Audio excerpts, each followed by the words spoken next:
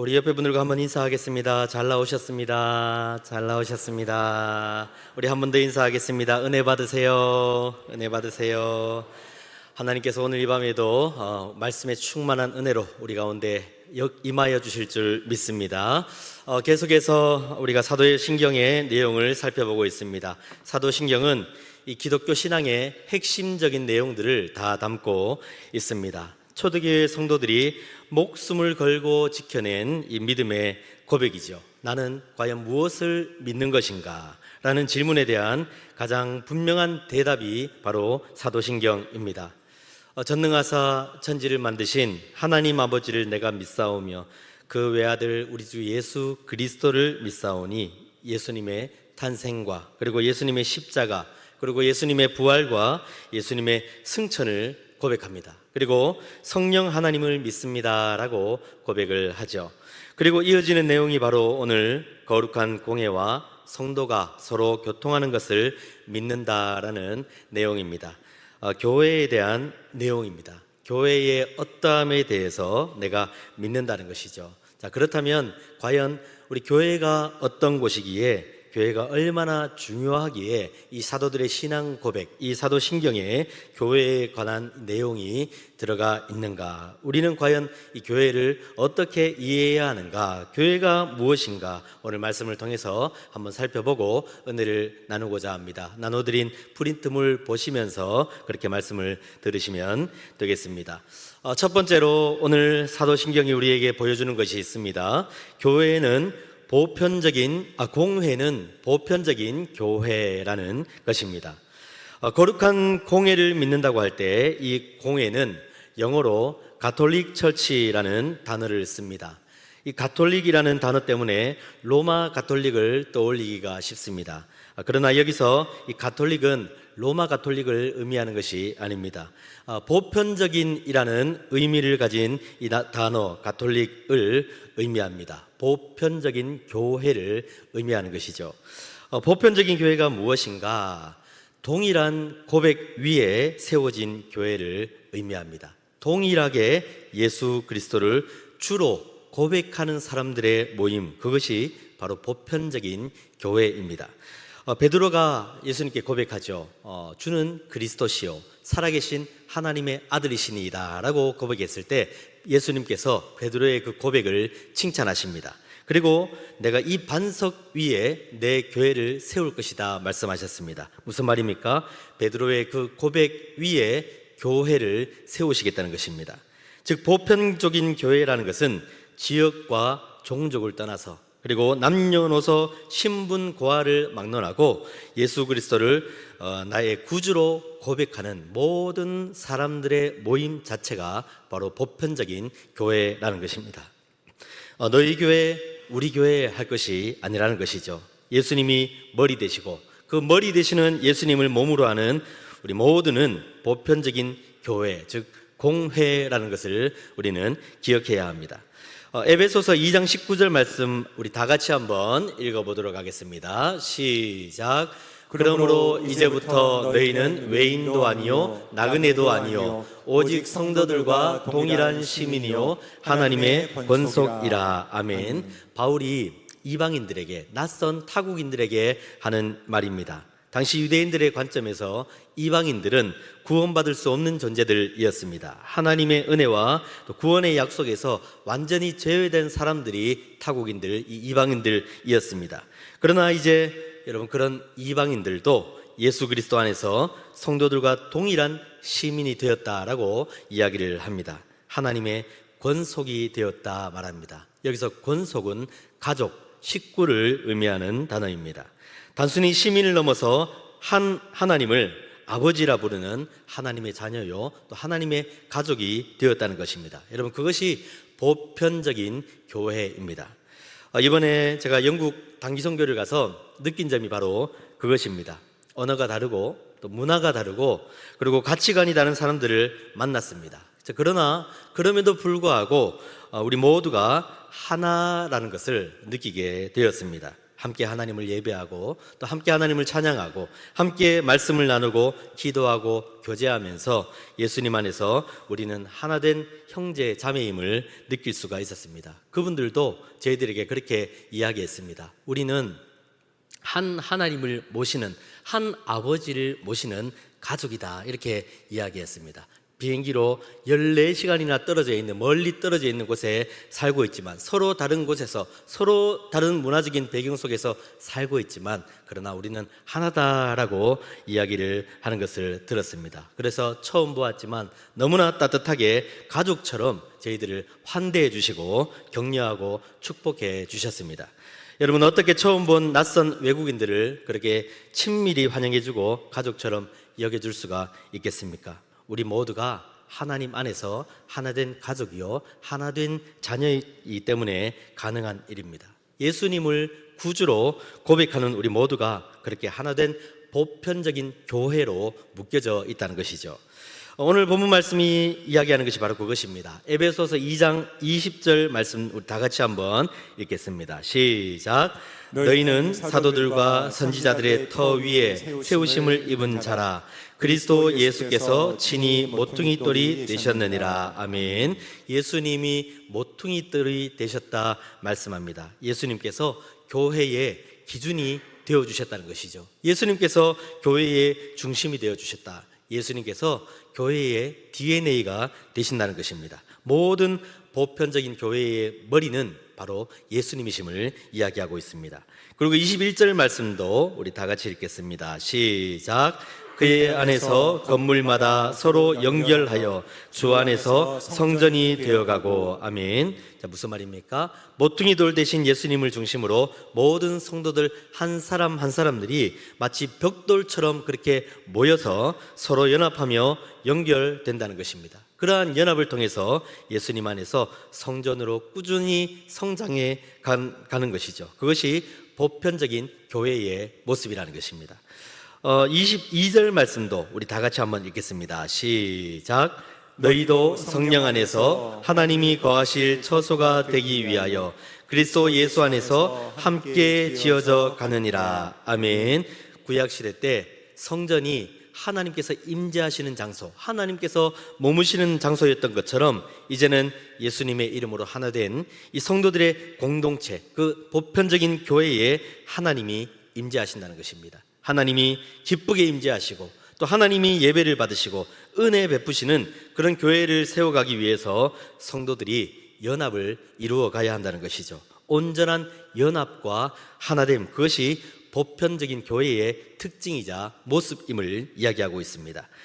그렇기 때문에 여러분, 우리는 이웃의 교회들을 외면할 수가 없습니다. 이웃에 있는 교회들도 우리는 돌아보아야 합니다. 개 교회만 중요한 것이 아니라, 우리 교회만 중요한 것이 아니라, 우리 교회만 부흥하면 되는 것이 아니라 예수님을 구주로 고백하는 고백 공동체인 모든 이 보편적인 교회가 함께 건강하게 세워져 가게 하기 위해서 우리는 힘을 다해야 한다는 것이죠.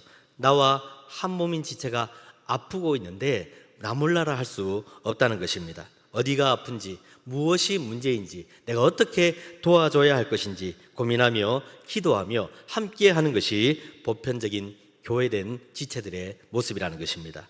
영국 땅에 우리가 기도하러 가는 것도 바로 그런 이유입니다. 많은 사람들이 그렇게 이야기를 합니다. 아니, 왜 영국에 당리 선교를 하러 가냐? 왜 영국에 기도하러 가냐? 그 사람들 이미 기도하고 있는 것 아니냐? 그 사람들 이미 예수님 믿고 있는 것 아니냐라고 이야기를 합니다. 그러나 그렇지 않습니다. 지금 가보면 영국 교회는 많이 아파하고 있음을 보게 됩니다. 교회가 무너져 있고, 교회가 문을 닫고 있고, 교회가 기도의 힘을 상실한 채 있는 것을 보게 됩니다. 그런 영국 땅을 위해서 하나님, 영국 땅을 회복시켜 주시옵소서. 영국 교회에 다시 부흥의 바람을 일으켜 주시옵소서. 영국 교회에 다시 기도의 불을 일으켜 주시옵소서. 그렇게 영국 교회를 돕고 기도의 불을 일으키기 위해서 영국 땅으로 가는 것이죠. 그렇게 모든 여러분 보편적인 교회가 서로 격려하고 건강하게 세워져 가는 것이 바로 하나님의 뜻임을 오늘 말씀이 보여주고 있습니다. 우리는 예수님이 하나 되게 하신 이 보편적인 교회를 믿음으로 고백하며 건강한 보편 교회를 세워가야 한다는 것입니다. 자, 두 번째로 오늘 이 사도신경이 우리에게 보여주는 것이 있습니다. 공회의 특징이 있는데 그것은 바로 거룩함이라는 것입니다. 거룩을 이루어 가야 한다는 것이죠. 거룩한 공회를 믿습니다. 자, 사도신경은 공회를 이야기할 때 공회가 거룩하다라고 이야기를 합니다. 보편적인 교회의 정체성이 바로 거룩이라는 것입니다. 왜 그렇습니까? 교회가 완벽하기 때문입니까? 그렇지 않죠. 성도들의 모습이 거룩하기 때문입니까? 그렇지 않습니다. 교회도 완벽하지 않고 성도들도 거룩하지 않습니다. 모두가 죄에 노출되어 있고 끊임없이 죄에 무너지고 하나님을 근심하게 하는 것이 우리 모두의 모습입니다. 상처 주는 사람들도 있고 여러 가지 갈등들도 있습니다. 교회가 분란이 일어나서 계속해서 싸우는 교회들도 많이 있음을 보게 됩니다. 자, 그런데 어떻게 공회가 거룩하다 할 수 있습니까? 그것은 바로 거룩하신 예수님께서 교회의 머리가 되시기 때문입니다. 예수님의 피로 세워진 곳이 바로 교회이기 때문이죠. 예수님이 피로 값주고 사신 예수님의 피값으로 의롭다 여기심을 받는 성도들이 모인 곳이 바로 교회이기 때문에 교회의 정체성은 거룩함이어야 한다는 것입니다. 구별됨입니다. 세상과는 달라야 한다는 것입니다. 레위기 20장 26절 말씀을 우리 다 같이 한번 읽도록 하겠습니다. 시작.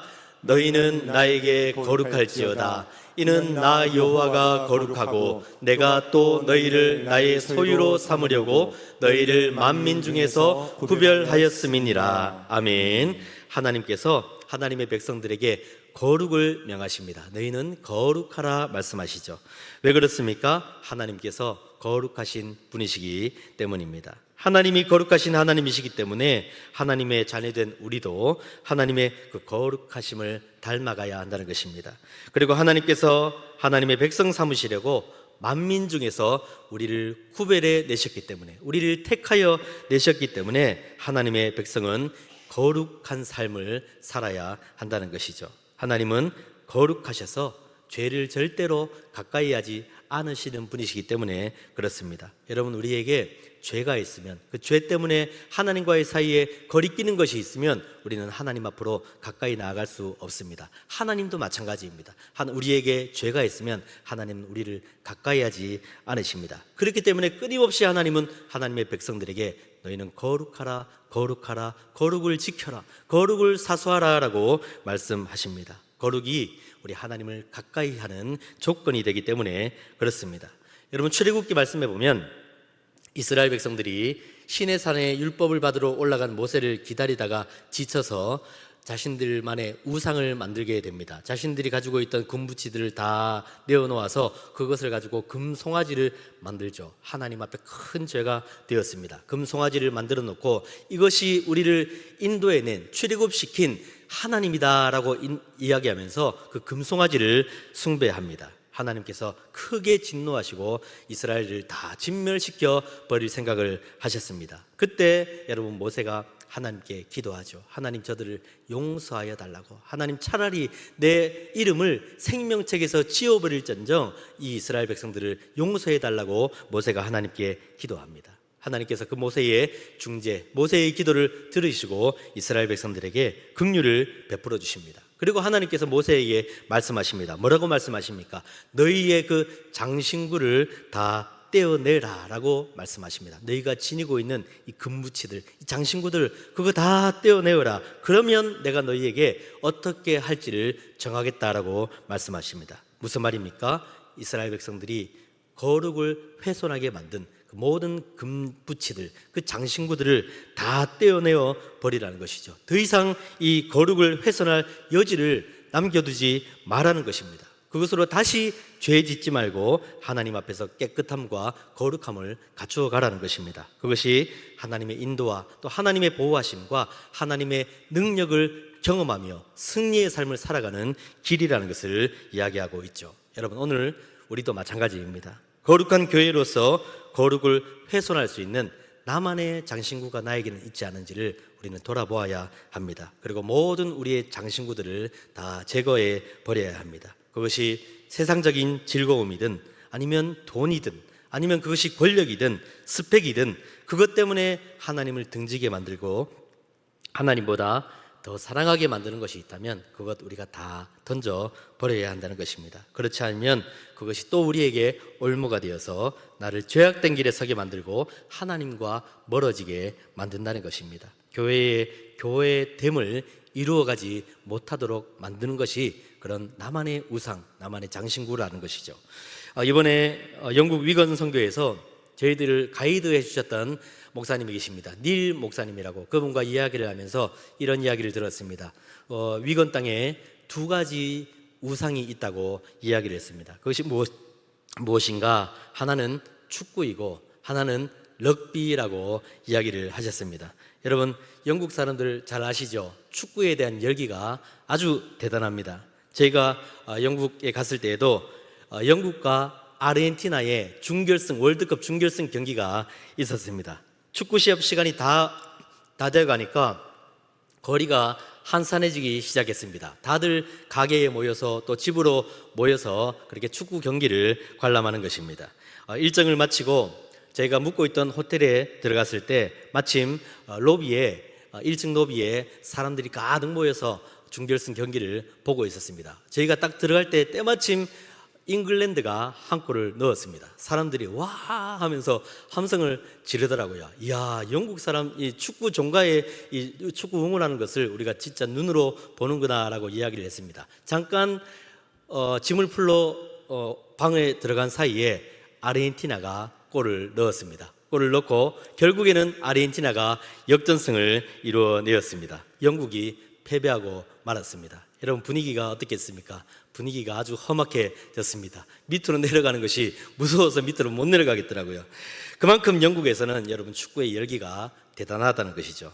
럭비도 마찬가지입니다. 위건에서는 럭비가 축구 열기만큼 대단하다고 합니다. 인기 있는 스포츠입니다. 자, 문제는 사람들이 그 스포츠에 빠져서 예배를 등한시하기 시작했다는 것입니다. 축구 경기가, 럭비 경기가 하필이면 꼭 주일에 있습니다. 주일에 있으니까 축구 보러 갈 것인가, 예배 드리러 갈 것인가 하다가 축구 보러 가는 것이죠. 럭비 하러 갈 것인가, 예배 드리러 갈 것인가 하다가 럭비 보러 가는 것입니다. 그렇게 하루 이틀 예배를 빠지다 보니까 결국에는 여러분 예배를 가볍게 여기게 되더라는 것입니다. 예배를 등한시하고 결국에는 하나님을 저버리게 되고 하나님과 멀어지게 되었습니다. 지금 영국 교회가 이렇게 무너지게 된 이유가 바로 럭비와 또 축구가 한몫을 했다고 그 목사님 그렇게 이야기를 하시더라고요. 하나님보다 더 사랑하는 것들이 그들에게 우상이 되었다는 것입니다. 결국에는 그것이 죄가 되어서 여러분 거룩을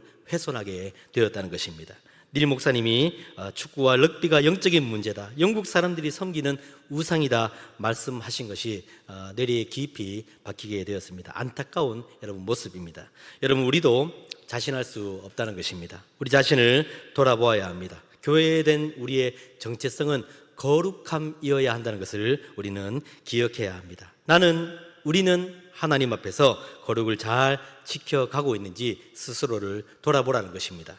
그리고 우리의 거룩을 훼손하는 것이 있지는 않은지 돌아보고 나만의 그 장신구들을 단호하게 제거해야 합니다. 거룩함으로 우리가 주님 앞에 나가야 한다는 것이죠. 그것이 공회, 보편적인 교회로서 우리의 바람직한 모습입니다. 그렇게 결연한 모습과 각오로 죄와 싸우며 거룩을 지켜가는 우리 주님께서 반드시 위로해 주실 것입니다. 주님께서 우리의 삶을 인정하시고 그리고 능히 거룩을 지켜갈 수 있도록 힘과 능력도 더해 주실 것입니다. 그렇기 때문에 우리는 더욱 하나님을 바라보고 하나님의 도우심을 구하며 기도하며 거룩한 하나님의 백성으로서의 정체성을 지켜가야 합니다. 그것이 교회로서 우리가 가져야 할 모습이라는 것이죠. 자, 마지막으로 오늘 사도신경이 우리에게 보여주는 것이 있습니다. 교회는 교제 공동체라는 것입니다. 거룩한 공예와 성도가 서로 교통하는 것과 라고 이야기를 하는데, 여기서 교통한다는 말은 서로 교제한다는 것을 의미합니다. 성도들 안에 서로 교제하는 것은 교회의 필수적인 모습이라는 것이죠. 여러분, 성도가 서로 교제한다라는 말을 들으면 여러분 어떤 모습이 떠오르십니까? 아마 식사 교제, 그리고 차 한 잔 나누는 시간들, 그리고 카페에서 웃으며 그렇게 대화하는 모습들이 먼저 떠오를 수 있을 것입니다. 물론 그것도 아주 귀한 교제입니다. 그러나 성경이 말하는 이 교제는 그것보다 훨씬 더 깊은 의미를 가지고 있습니다. 신약 성경에서 그 교제를 코이노니아라는 단어를 쓰고 있습니다. 그 말은 단순하게 친하게 지낸다는 것을 의미하지 않습니다. 깊은 마음과 또 삶, 그리고 가치를 함께 공유하는 아주 친밀한 관계를 의미하는 것이 바로 코이노니아입니다. 신약 성경에서 자주 사용되는 핵심적인 단어 개념입니다. 기도와 예배를 통해서 하나님과 맺는 깊은 영적인 관계를 의미하기도 하고, 또 교인들 서로가 사랑과 기도를 나누고 신앙의 기쁨을 공유하는 것을 의미하기도 합니다. 초대교회 성도들이 자신들이 가지고 있는 자신들의 재산을 나누어서 서로 도와주고 또 구체적인 사랑을 실천했던 그런 모습들을 의미하는 단어이기도 합니다. 다시 말하면 하나님께서 우리를 한 가족으로 부르셨기 때문에 한 가족이요 한 몸된 성도의 서로의 삶에도 책임을 지는 가족 공동체가 되는 것이 바로 이 코이노니아의 삶이라는 것이죠. 그것이 진정한 성도의 교제라는 것입니다. 사도행전 2장을 보면 초대교회의 모습을 아주 아름답게 보여주고 있습니다. 성경은 그들이 사도의 가르침을 받고 서로 교제하고 떡을 떼며 기도하기를 힘썼다라고 말씀합니다. 말씀이 있고 교제가 있고 또 기도가 있습니다. 그 중요한 것은 이 참된 교제는 바로 말씀의 바탕 위에서, 사도들의 그 가르침의 바탕 위에서 이루어진다는 것입니다. 단순히 좋은 관계적인 모임이 아니라 그리스도가 중심이 되고 또 하나님의 말씀이 기준이 되고 그 말씀의 진리 안에서 서로 모여서 교제하는 것이 참된 성도의 교제임을 이야기하고 있습니다.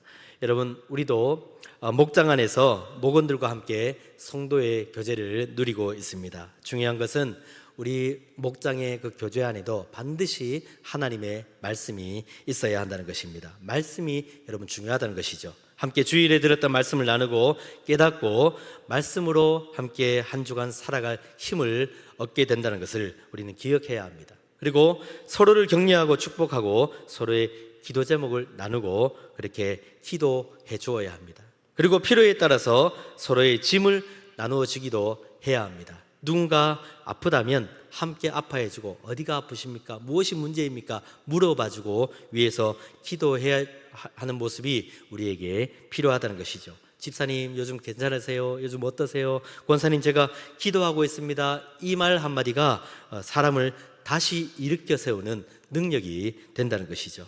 누군가 낙심하면 가서 손을 잡아주고, 누군가 경제적으로 어려우면 외면하지 않고 도와주려는 자세가 우리 성도들에게 마땅한 모습이라는 것이죠. 누군가 죄 가운데 넘어졌다면 정죄하기보다 회복하도록 도와주는 것이 성도의 교제라는 것입니다. 그렇게 우리는 성도의 교제를 통해서 여러분 건강한 교회를 세워가고 세상에 하나님의 사랑을 드러낼 수가 있습니다.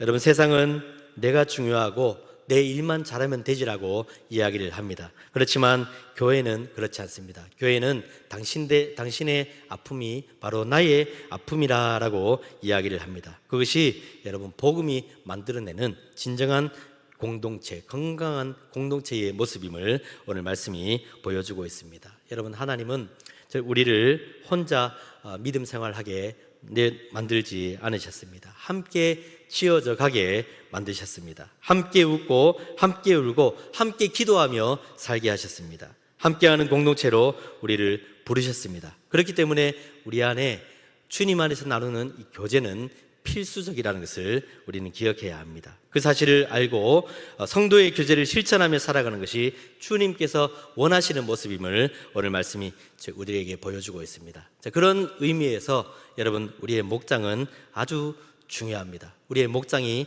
바로 우리에게 중요한 교제의 장이 되기 때문에 그렇습니다. 목장을 통해서 마음껏 이 성도의 교제를 누리는 것, 그것이 우리 목장의 중요한 목적입니다. 그래서 목장 모임을 더욱 우리가 활성화시키고 서로 목장 모임을 독려하는 것이 여러분 아주 중요합니다. 성도의 교제를 가장 효과적으로 실천할 수 있는 모임이 우리의 목장 모임이 되기 때문에 그렇습니다. 여러분, 앞으로 우리 성도교회의 모든 목장 모임이 더욱 건강하게 세워질 수 있기를 예수님의 이름으로 축복합니다.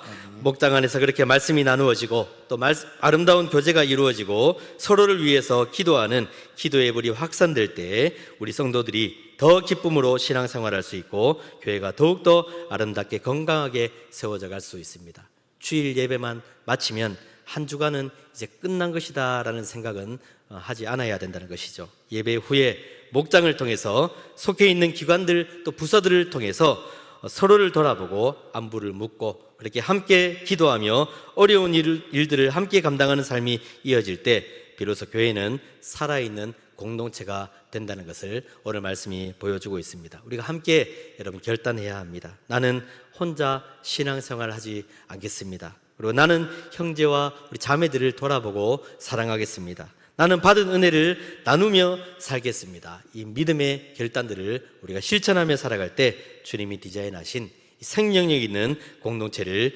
만들어 갈 수 있습니다. 자, 말씀을 여러분 마무리하도록 하겠습니다. 오늘 사도신경의 한 부분, 이 거룩한 공예와 성도가 서로 교통하는 것을 살펴보았습니다. 여러분, 사도신경은 단순히 암송하는 글이 아니죠. 삶으로 살아내야 하는 믿음의 고백입니다. 거룩한 공예를 믿습니다. 이 고백은 주님께서 사랑하시는 교회를 저도 사랑하겠습니다. 주님이 원하시는 것처럼 거룩을 이루어가며 교회됨을 이루며 또 건강한 교회를 만들어 가겠습니다 라는 고백입니다. 그리고 성도가 서로 교통하는 것을 믿습니다라는 이 고백은 주님 저도 사랑받는 성도로만 머물지 않고 사랑을 나누는 성도가 되겠습니다라는 믿음의 고백입니다. 그 믿음의 고백을 여러분 날마다 실천하며 살아갈 때 우리는 예수 그리스도를 세상에 드러내는 복음의 통로로 참된 교회로 세워져 갈 수 있습니다. 오늘 이 말씀 여러분 기억하시고 날마다 교회를 더 사랑하며 성도의 아름다운 교제를 힘쓰며 살아가는, 그래서 우리 주님께 칭찬받고 우리 주님의 영광을 드러내는 저와 여러분들의 삶이 되시기를 주님의 이름으로 축복합니다.